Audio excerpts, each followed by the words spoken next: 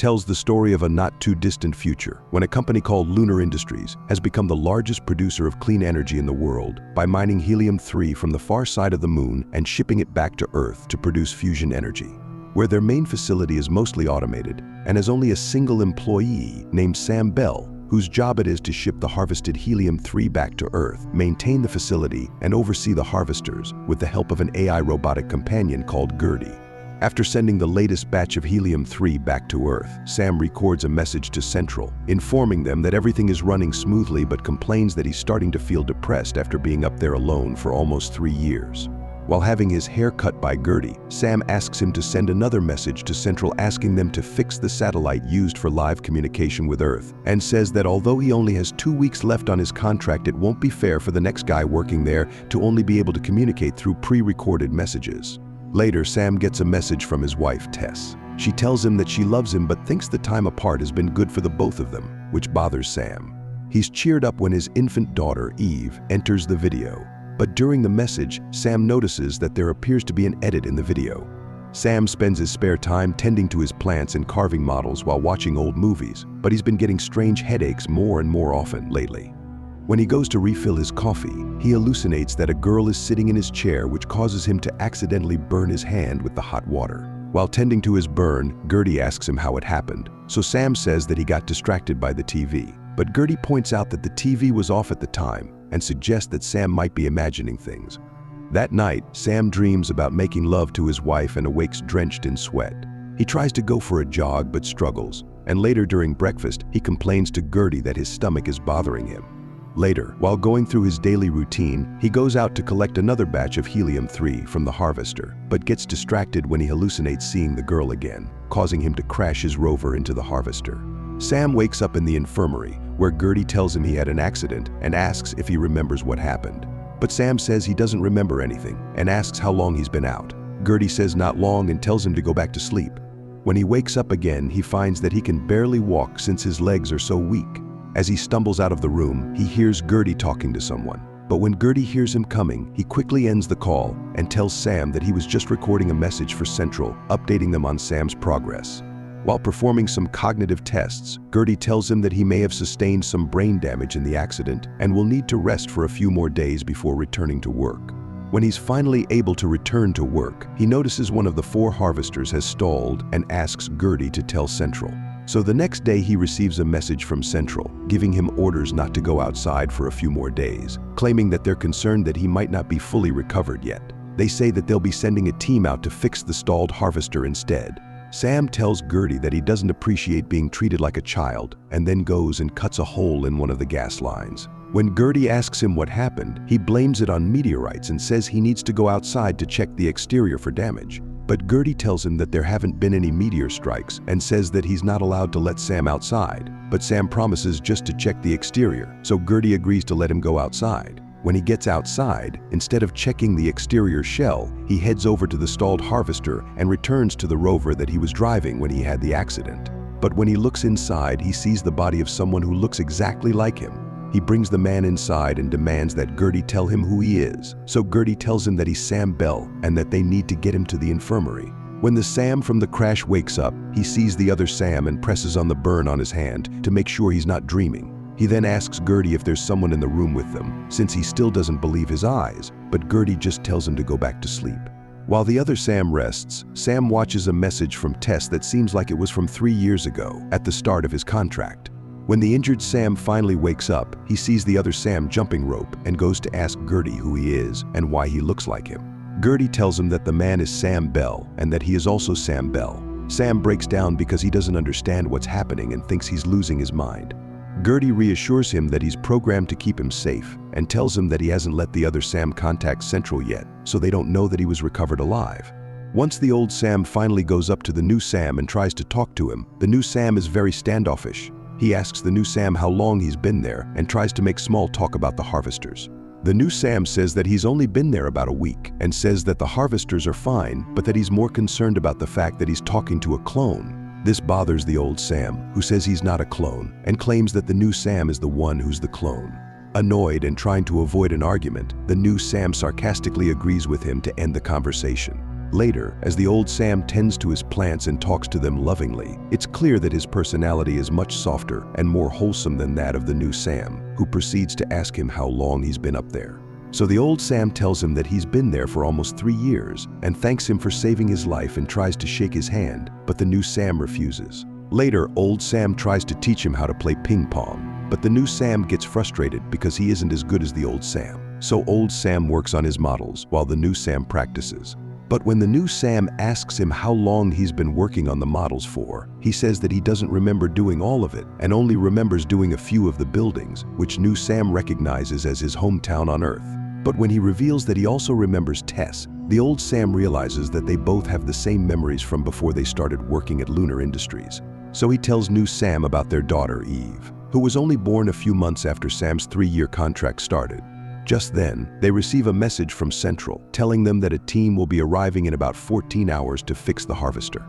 Old Sam is excited since he thinks it means that he gets to go home, but new Sam reminds him that he's a clone and doesn't actually have a home to go back to.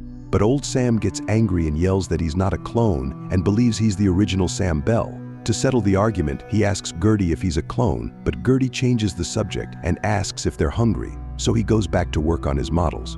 But the new Sam follows him and explains that he thinks they're both clones, and points out that old Sam likely doesn't remember carving all of the models because it was already started by another clone before he got there. He believes that since he was able to get there so quickly after Sam's accident, that there must be a secret room somewhere in the facility where all the clones are hidden. He yells at the old Sam to face reality and quit feeling sorry for himself, and then starts searching for the secret room. So after he goes searching all over the facility for a hidden room, but doesn't find anything, he tells old Sam to move so he can search underneath his models. But old Sam tells him he's not going to let him touch the model. New Sam thinks he's threatening him and tells him to drop the knife, but old Sam refuses, and they end up struggling over the knife. Once new Sam gets the knife away from him, old Sam grabs him from behind, so new Sam elbows him in the face and throws the model on the floor. But as he checks the floor underneath it, old Sam jumps on his back. So new Sam puts him in a headlock, but lets him go when he sees that he's bleeding heavily. New Sam is confused by how badly he's hurt, despite barely touching him, so he tries to help him, but old Sam tells him to leave him alone. Later, Gertie tries to comfort Sam, who tells him that the new Sam scares him. When Gertie asks him what it is about the new Sam that scares him, he explains that he now understands why Tess used to complain about his temper. He says that after Tess briefly broke up with him for 6 months, he promised her that he would change. Gertie tries to reassure him that he has changed. Sam asks if any of the messages that he sent Tess ever actually reached her, but Gertie tells him that he can only account for what happens at the facility. He asks Gertie again if he's actually a clone. Gertie pauses and then reminds Sam of when he first arrived at the facility. Gertie had told him he was in a crash where he suffered a minor head injury and memory loss, so Gertie had kept him in the infirmary for several days to perform cognitive tests. Sam tells him he remembers that, but Gertie confesses that there was no crash and he had actually just been awakened, and the tests were standard procedure for awakening new clones. Sam asks him then what about Tess and Eve, but Gertie tells him that they are just memory implants, uploaded from the original Sam Bell's life. Gertie tells him that he's sorry, but Sam just walks away and goes to stare at a picture of Tess. Later, new Sam apologizes for hurting him and destroying his models, and old Sam tells him that it's okay. He then informs old Sam that he thinks that he was never actually supposed to find him, since Central had ordered Gertie not to let him outside. And when he was first awakened, he walked in on Gertie having a live conversation with Central, which means that the communications are fine, and he thinks that Lunar Industries is deliberately blocking the signal from somewhere outside the facility so they won't be able to contact Earth. So they both head outside and go beyond their usual working perimeter to see if they can find anything. And not long into their search, old Sam finds a large antenna, and shortly after, new Sam finds one too, and says that he thinks that's what's jamming the signal for the live communications. But as old Sam is checking out the antenna, he suddenly collapses to the ground and starts vomiting blood. So he rushes back to the facility, where he vomits more blood as his health seems to be deteriorating faster and faster, with even his teeth starting to fall out. So he tries to access the log database, but he has trouble guessing the password, which Gertie notices, so he comes and types in the password for him. He watches videos of the other Sams as their health also seem to be deteriorating towards the ends of their contracts. He watches them get into a pod that is supposed to take them home after their 3-year contract is over. But as he watches them all get into the pod and then disappear in a flash of light, he realizes that the pod isn't actually taking them back to Earth. It's euthanizing them once a clone reaches the end of its lifespan. So he goes to take a look at the pod and discovers that one of the floor panels beside it is hollow, so he grabs some tools and pries it open. By the time new Sam has gotten back from finding the other signal jammers, old Sam is waiting for him and tells him that he found the hidden room. When they go down to check it out, they find hundreds of cryogenic chambers filled with clones of Sam Bell. When new Sam asks why there are so many of them, old Sam realizes something and rushes back upstairs and grabs a video phone and puts it in a bag, but stops to ask Gertie why he helped him with the password earlier. Gertie tells him that helping him is his job. Sam goes outside and drives out of the signal jammer's range and tries to call Tess but covers the camera with his hand. When a girl answers, he asks to speak to Tess, but the girl says that she passed away several years ago. When he asks the girl if she's sure, the girl reveals that she is Tess's daughter. Realizing that he's actually speaking to his daughter, Eve, he asks her how old she is now, and she tells him that she's 15 years old. When he asks her how Tess died, Eve calls for her dad and tells him that somebody is asking about her mom. But when he hears the original Sam coming, he panics and hangs up. Realizing that his whole life is a lie and he doesn't have any home or family to go back to, Sam breaks down and cries. When he gets back to the facility, he finds new Sam trying to fix his models for him, but he cuts himself, so old Sam shows him how to do it properly. He then points out that if the team that's coming finds both of them awake at the same time, they're not going to let them live, but he almost passes out as he's talking, so new Sam tucks him in bed. When he goes back in the other room, he notices the bag with the video phone, so he decides to check the call logs, where he watches the call between Sam and Eve and is shocked to find out that Tess is dead. So he comes up with a plan to help the old Sam. He reasons with Gertie, whose entire purpose is to keep Sam safe, that if he doesn't awaken a new clone, both he and the old Sam will be killed. With only 5 hours left until the team arrives, old Sam wakes up and sees another clone laying in the infirmary and thinks something happened to the new Sam, until new Sam shows up and tells him that he and Gertie just woke up a new clone. He tells him that his plan is to put the new clone in the rover that old Sam crashed, so the team thinks that the new clone is the old Sam, while he ships the real old Sam back to Earth by hiding him in the container used for sending the helium-3 back, before the team ever even arrives.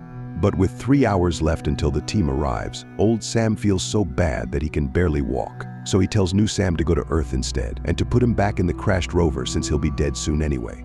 So after driving out to the crashed rover, they sit there and share a moment talking about their memory of how they first met Tess. But as they reminisce, old Sam falls asleep. So new Sam puts his helmet on and carries him back to the crashed rover and puts him back inside and drives back to the facility with tears in his eyes. With less than 2 hours until the team arrives, Sam prepares to leave in the helium-3 container when Gertie comes up to him and tells him that it isn't going to work since he's been recording everything that's happened at the facility. So he suggests that Sam erase his memory and schedule him to reboot after he's already gone. Sam asks him if he would really be okay with that, and Gertie tells him that it's his job to keep Sam safe and that he wants to help. So as the new clone starts to wake up, Sam says goodbye to Gertie, who tells him that he hopes that Earth is everything Sam remembers it to be, and then turns around so Sam can switch him off. Sam gets into the container and is about to launch himself when at the last second he runs over to the control deck and gives one of the harvesters new coordinates to make it steer towards the signal jammers.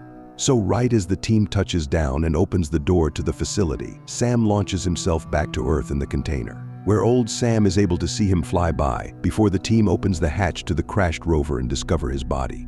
And as the harvester crashes into the signal jammer, the live communications with Earth are restored for the next clone, where we hear several news outlets reporting that Lunar Industries stock is crashing after reports of human rights violations, meaning that Sam was able to make it back to Earth safely and expose what the company had been doing.